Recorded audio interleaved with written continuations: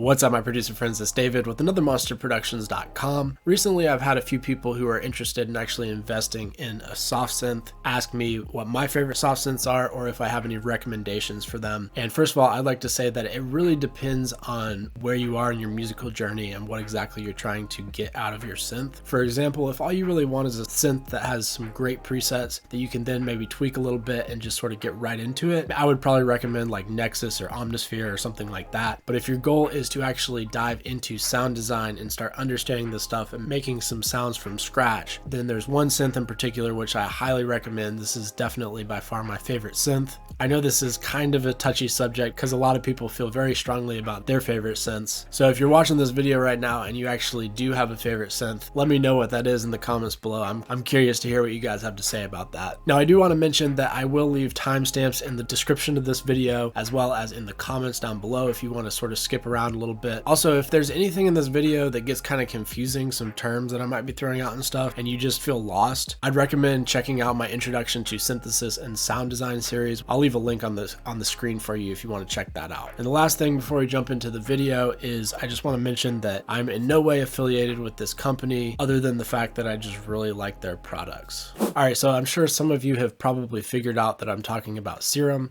The synth is by Extra Records and it is a wavetable synthesizer. And right off the bat, you'll notice that its GUI is part of the reason why the synth is so powerful, especially for beginners learning sound design, because you just have all these visual representations of what's going on as you're creating sounds, which is just huge. So before we dive into all the reasons why I love this synth, let's talk about some cons. All right, so probably the biggest con for me is the fact that the synth can get pretty heavy on CPU, and even some of the presets in the synth can be struggling a little bit. So if you're worried about your personal computer not having enough power to handle this synth, the good news is you can get onto the Splice website and they actually have a 3-day trial where you can test this synth out. So the second con about this synth is that it does not have a built-in arpeggiator. And for me personally, this is not a big deal at all, but I know that it kind of is a big deal for some people out there, which is why I wanted to mention it. All right, so let's talk about some things I do like about this synth. So as I mentioned, the GUI is amazing and just the user interface in general is just super clean looking and everything's really intuitive and just makes sense. So we have our oscillators up here, our filter, our envelope, our LFO, our sub, which also kind of acts like an oscillator, and our noise, and of course some various other parameters around here. We have our FX, matrix, and global. And a really cool feature of this synth is that it actually allows you to load up your own custom wave shapes, noises, and LFOs. Plus we have tons of different filters to choose from. It's actually kind of ridiculous how many different filter types they have. Some cool features about the graphical interface is, first of all, we have our wave shapes on our oscillators, which we can see right here. If we were to go in here and choose just like a random wave shape, it'll show us exactly what it looks like. And then we can also left click and see the entire wavetable. So if we move the wavetable position, we can actually see exactly what the waveform is doing at that given position.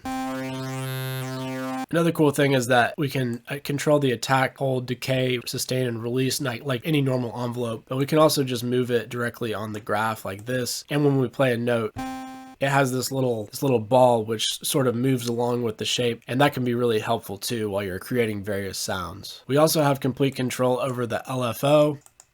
We can literally make whatever shape we want in this thing. It's pretty crazy. Plus, how many synths do you know where you can actually make a sound out of a thinking face emoji? So you can literally create your own wavetables out of PNG images. Also, the effects section in this synth is also pretty incredible. I don't really have anything bad to say about these effects. They're all really great, and they give you a lot of visual feedback as to what's sort of happening.